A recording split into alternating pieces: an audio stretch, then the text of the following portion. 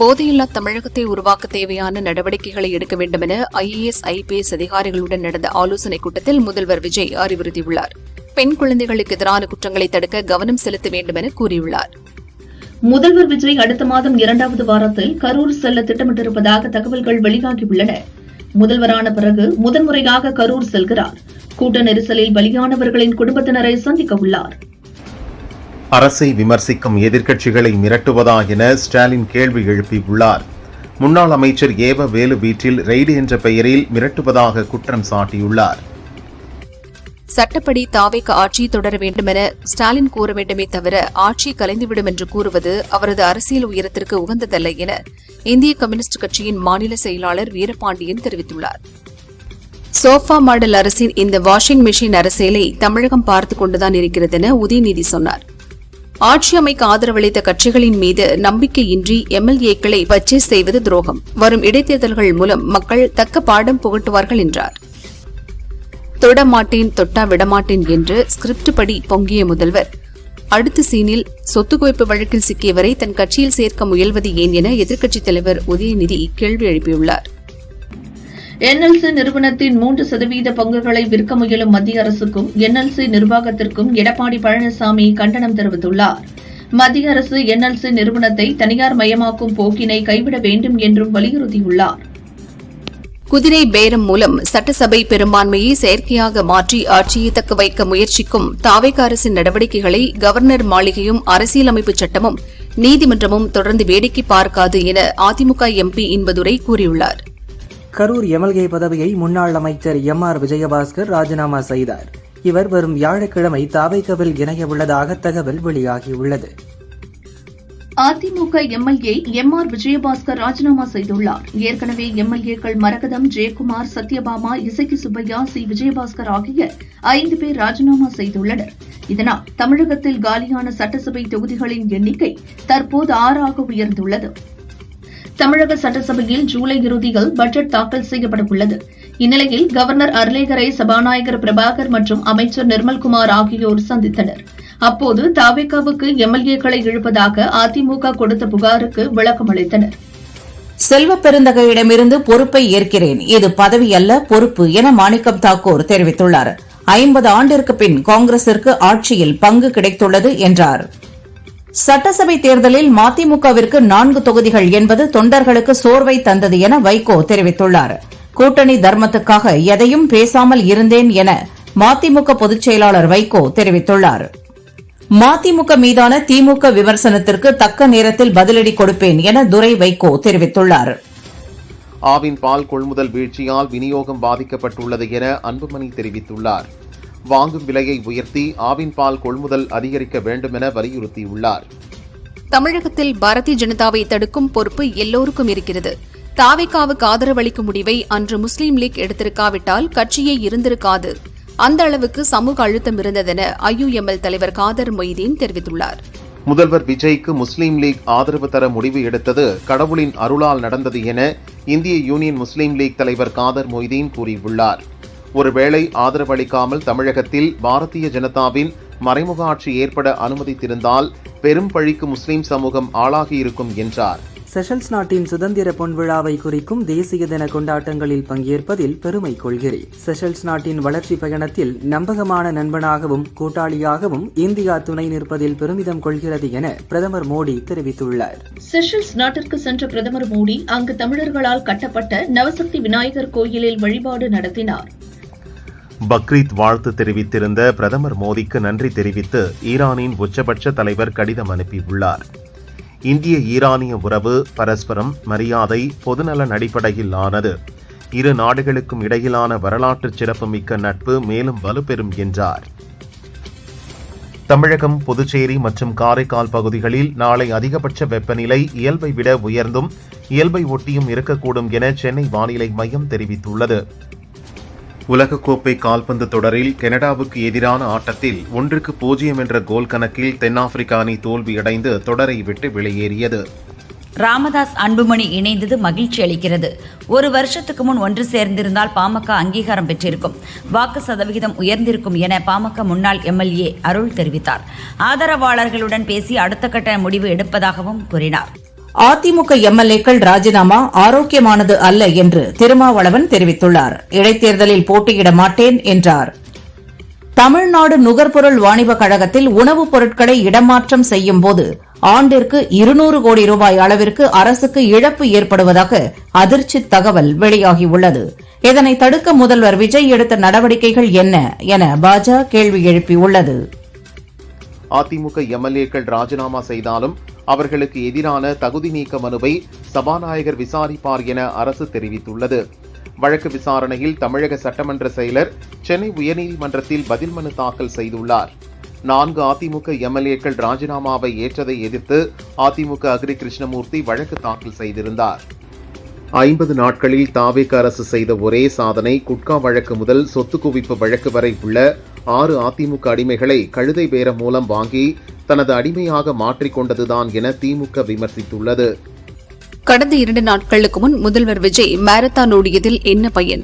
தன் அமைச்சரவையில் இருக்கும் போதை ஆசாமிகளுக்கு அறிவுரை சொல்ல இயலாத முதல்வர் விஜய் போதை ஒழிப்பிற்காக ஓட்டப்பந்தயம் நடத்தி என்ன பயன் என முன்னாள் அமைச்சர் சேகர் பாபு கேள்வி எழுப்பியுள்ளார்.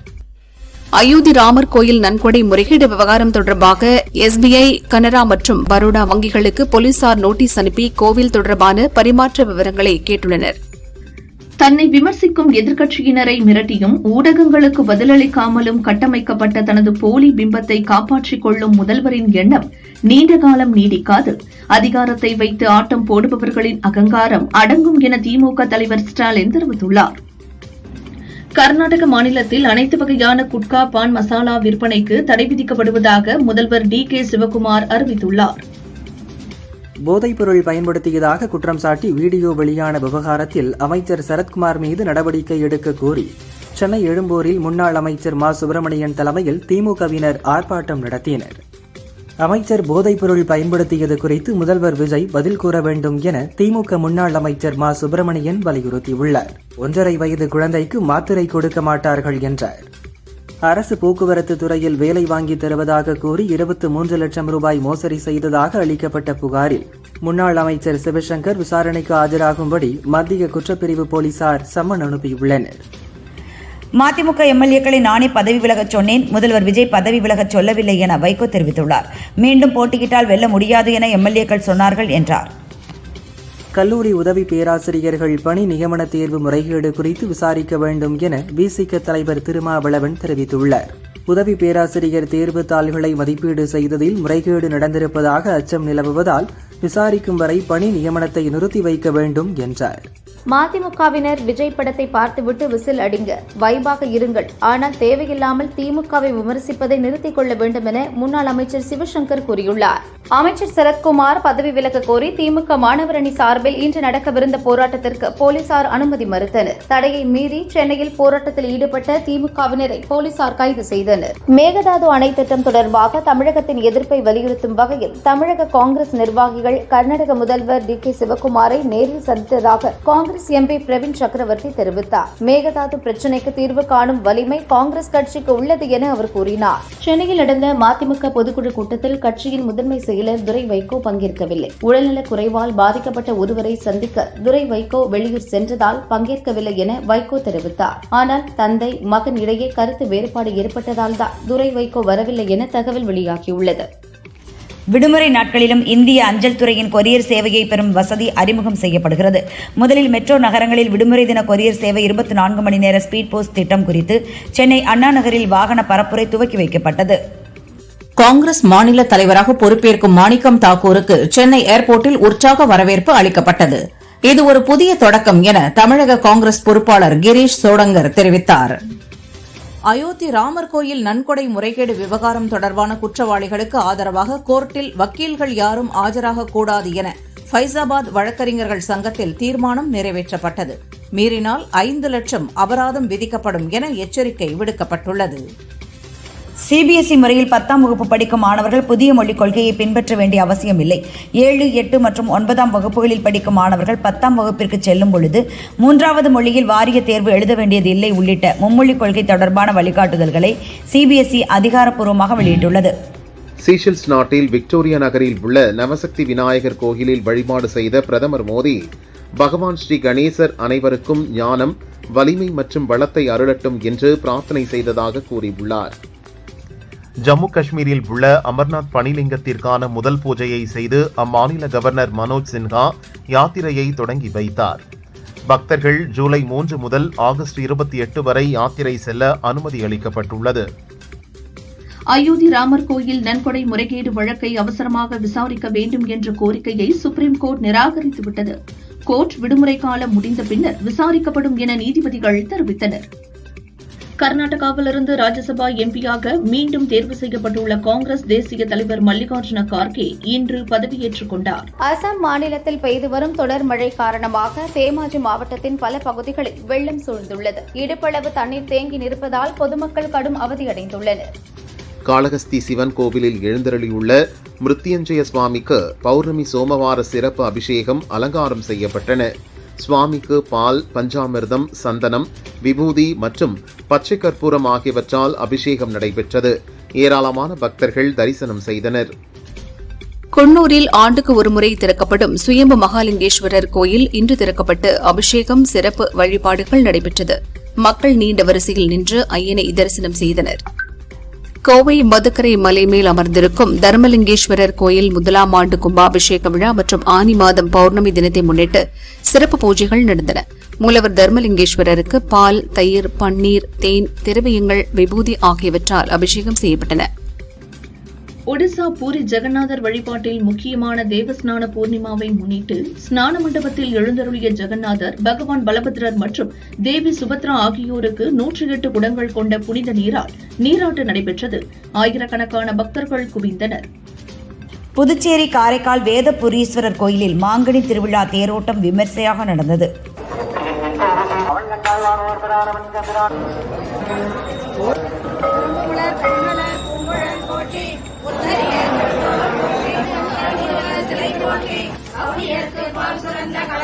சேலம் அம்மாப்பேட்டை அருகே வீட்டில் சமையல் எரிவாயு சிலிண்டர் வெடித்து விபத்துக்குள்ளானதில் மாற்றுத்திறனாளி நல்லசிவம் என்பவர் உடல் கருகி உயிரிழந்தார்.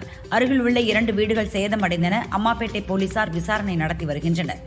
கோவையில் ஆவின் பால் மாதாந்திர அட்டைதாரர்களுக்கு வழங்கப்பட்டு வந்த லிட்டருக்கு 2 ரூபாய் தள்ளுபடி ரத்து செய்யப்பட்டுள்ளது. வரும் ஜூலை 1 முதல் எம்ஆர்பி விலையிலேயே பால் விற்கப்படும் என ஆவின் நிர்வாகம் அறிவித்துள்ளது. கோவை மாவட்டத்தின் மலைப்பகுதிகள் மற்றும் நீலகிரி மாவட்டத்தில் ஓரிரு இடங்களில் நாளை இடி, மின்னல் மற்றும் பலத்த காற்றுடன் கனமழை பெய்யக்கூடும் என சென்னை வானிலை மையம் தெரிவித்துள்ளது. அமெரிக்க விண்வெளி மையம் நாசா செவ்வாய்க்கோளை ஆய்வு செய்யும் விதமாக 2020இல் பெர்சிவரன்ஸ் ரோவரை அனுப்பியது. இது பாறைகளில் கார்பன் மூலக்கூறுகள் இருப்பதை கண்டுபிடித்துள்ளது. கடந்த காலத்தில் உயிரினங்கள் இருந்திருக்கலாம் என்ற ஆய்வுக்கு வலு சேர்ப்பதாக விஞ்ஞானிகள் தெரிவித்துள்ளனர். துணைவேந்தர்களை நியமிக்கும் அதிகாரத்தை அரசு வழங்கிய சட்டத்தை எதிர்த்த வழக்கில் ஜூலை 29இல் இறுதி விசாரணை நடத்தப்படும் என சென்னை ஹைகோர்ட் தெரிவித்துள்ளது. தமிழக அரசு அவகாசம் கோரியதால் விசாரணையை தள்ளி வைத்துள்ளது கோர்ட். அரசு ஹாஸ்பிட்டல்களில் சிகிச்சைகளை அனுமதியின்றி ரீல்ஸ், வீடியோக்கள் எடுக்க சுகாதாரத்துறை தடை விதித்துள்ளது. நோயாளிகளின் தனியுரிமையை பாதிக்கும் விதமாகவும் விதிகளை மீறுவோர் மீதும் சட்டப்படி நடவடிக்கை எடுக்கப்படும் என எச்சரித்துள்ளது. திருநெல்வேலியில் ஹெல்மெட் அணியாமல் சென்ற போலீஸ் ஏட்டுக்கு மாவட்ட பல்நோக்கு மருத்துவமனையின் தலைக்காய பிரிவில் சென்று ஹெல்மெட் அணியாமல் விபத்தில் சிக்கியவர்களின் நிலையை பார்வையிட்டு வருமாறு டிஐஜி திருநாவுக்கரசு நூதன தண்டனை வழங்கினார். அமைச்சர் சரத்குமார் சேப்பாக்கத்தில் போதைப் பொருள் பயன்படுத்தியதாக வெளியான வீடியோ குறித்து வழக்கு பதிவு செய்து விசாரணை நடத்த கோரி வழக்கறிஞர் சரண்யா என்பவர் சென்னை போலீஸ் கமிஷனரிடம் புகார் அளித்தார். கேரளாவில் சற்று ஓய்ந்த தென்மேற்கு பருவமழை மீண்டும் தீவிரமடைய தொடங்கியிருக்கிறது. இதனைத் தொடர்ந்து கண்ணூர் மற்றும் காசர்கோடு மாவட்டங்களுக்கு ஆரஞ்சு எச்சரிக்கை விடுக்கப்பட்டுள்ளது. அரசு போக்குவரத்து துறையில் தனது மகனுக்கு வேலை வாங்கித் தருவதாக கூறி முன்னாள் அமைச்சர் சிவசங்கர் 23 லட்சம் ரூபாய் மோசடி செய்துவிட்டதாக ஓய்வு பெற்ற SSI Srinivasan Chennai police commissioner அலுவலகத்தில் புகார் அளித்துள்ளார். திருச்சி விமான நிலையத்திற்கு தாய்லாந்திலிருந்து வந்த விமானத்தில் கடத்தி வரப்பட்ட 6 கோடி ரூபாய் மதிப்புள்ள உயரக ஹைட்ரோபோனிக் கஞ்சா பறிமுதல் செய்யப்பட்டுள்ளது. இது தொடர்பாக பயணி ஒருவர் கைது செய்யப்பட்டுள்ளார். சென்னையில் ஆபரண தங்கம் விலை சவரனுக்கு 560 ரூபாய் குறைந்து 1 கிராம் 13,300 ரூபாய்க்கும், ஒரு சவரன் 1,06,400 ரூபாய்க்கும் விற்பனையாகிறது. வெள்ளி விலை மாற்றமின்றி 1 கிராம் 245 ரூபாய்க்கும் விற்பனை செய்யப்படுகிறது. தமிழகத்தில் MBBS, BDS மருத்துவ படிப்புகளுக்கான ஆன்லைன் விண்ணப்ப பதிவு இன்று மதியம் தொடங்குகிறது. மாணவர்கள் www.tnmedicalselection.org என்ற இணையதளத்தில் விண்ணப்பிக்கலாம் என தெரிவிக்கப்பட்டுள்ளது. சென்னை அடையாறு பெசன்ட் நகர் சாலையில் மக்களை அச்சுறுத்தும் வகையில் பேரிகார்டுகளை பைக்கில் இழுத்து சென்று வீலிங் செய்த வாலிபர்களின் வீடியோ இணையத்தில் வைரலாகி வருகிறது. தமிழகத்தில் நேற்று நடைபெற்ற 5 வயதுக்குட்பட்ட குழந்தைகளுக்கான போலியோ சொட்டு மருந்து முகாமில் 51,86,000 குழந்தைகளுக்கு போலியோ சொட்டு மருந்து வழங்கப்பட்டது. சென்னையில் மணமகள் மன்றம் தொடங்குவதற்கான சிறப்பு கட்டணம் 15 லட்சத்திலிருந்து 30 லட்சம் ரூபாயாக உயர்த்தப்பட்டு அரசிதழில் வெளியிடப்பட்டுள்ளது. அதேபோல் தமிழகத்தின் பிற பகுதிகளிலும் இந்த கட்டணம் உயர்த்தப்பட்டுள்ளது. ராமநாதபுரத்தில் சிறுமி கிணற்றில் சடலமாக மீட்கப்பட்ட சம்பவத்தில் குடும்ப உறவினர்கள் 3 பேரை கைது செய்து போலீசார் விசாரிக்கின்றனர். புற்றுநோய் பாதிப்புக்கு பிறகான வாழ்க்கை குறித்து விழிப்புணர்வு ஏற்படுத்தும் வகையில் வேல்ஸ் இளவரசி கேட் மிடில்டன் ஸ்காட்லாந்து, இங்கிலாந்து மற்றும் வேல்ஸில் உள்ள மிக உயரமான சிகரங்களை வெற்றிகரமாக ஏறி சாதனை படைத்துள்ளார். பிரான்ஸ், பிரிட்டன், ஜெர்மனி உள்ளிட்ட ஐரோப்பிய நாடுகளில் வெப்பத்தின் தாக்கம் 105 டிகிரி ஃபாரன்ஹீட் வரை அதிகரித்துள்ளது. கடும் வெப்பம் காரணமாக 1000 பேர் உயிரிழந்துள்ளதாக தகவல் வெளியாகியுள்ளது. போர் நிறுத்த ஒப்பந்தத்தை மீறி பஹ்ரைன் மற்றும் குவைத் மீது ஈரான் தாக்குதல் நடத்தியுள்ளதாக குற்றம் சாட்டிய அமெரிக்க அதிபர் டிரம்ப், பொறுமைக்கும் ஓர் எல்லை உண்டு, உலக வரைபடத்தில் ஈரான் என்ற ஒரு நாடு இருக்காது என எச்சரித்துள்ளார். அமெரிக்காவின் தாக்குதல்களுக்கு பதிலடியாக பஹ்ரைன் மற்றும் குவைத் மீது ஈரான் மீண்டும் ஏவுகணை மற்றும் ட்ரோன் தாக்குதல்களை நடத்தியது. அமெரிக்கா தாக்குதல்களை தொடர்ந்தால் போரை முடிவுக்கு கொண்டுவரும் அமைதி பேச்சுவார்த்தை முற்றிலும் நிறுத்தப்படும் என ஈரான் எச்சரித்துள்ளது. ஹார்முஸ் ஜலசந்தியில் 3 நாட்களாக நீடித்து வரும் தாக்குதல்களை முடிவுக்கு கொண்டுவரும் வகையில் ஈரான் மற்றும் அமெரிக்கா நாளை கத்தாரில் பேச்சுவார்த்தை நடத்த உள்ளன. வெனிசுலாவை உலுக்கிய சக்தி வாய்ந்த இரட்டை நிலநடுக்கத்தில் அர்ஜென்டினா கால்பந்து வீரர் லூகாஸ் ட்ரிஜோ தனது மனைவி மற்றும் 2 குழந்தைகளை பறிகொடுத்த சம்பவம் உலகெங்கிலும் உள்ள விளையாட்டு ரசிகர்களை சோகத்தில் ஆழ்த்தியுள்ளது. நிலநடுக்கம் ஏற்பட்டபோது வேறொரு நகரத்தில் லூகாஸ் விளையாடிக் கொண்டிருந்ததால் அவர் மட்டும் உயிர் பிழைத்தார்.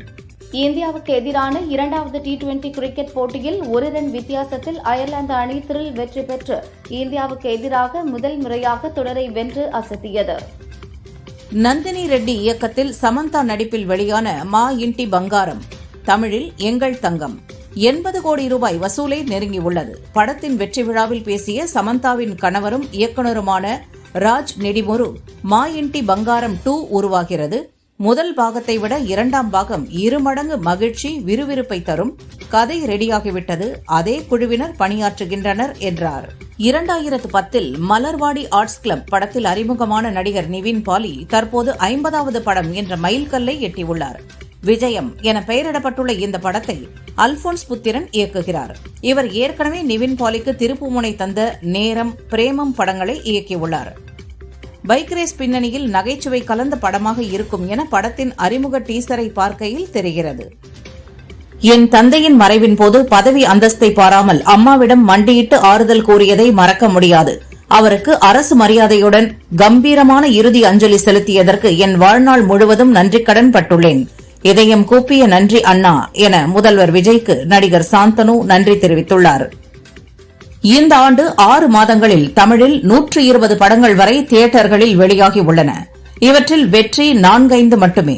இந்த வாரம் ஜூலை 3இல் கட்டா குஸ்தி 2, இருமுனை, புத்தம் புது நேரம் ஆகிய 3 படங்கள் ரிலீஸ் ஆகின்றன. இவற்றில் கட்டா குஸ்தி முதல் பாகம் வெற்றி பெற்றதால் கட்டா குஸ்தி 2 படத்திற்கு எதிர்பார்ப்பு உள்ளது. நடிகை ஸ்ரீலீலா தற்போது தனுஷின் ஓம் படத்தில் நடிக்கிறார்.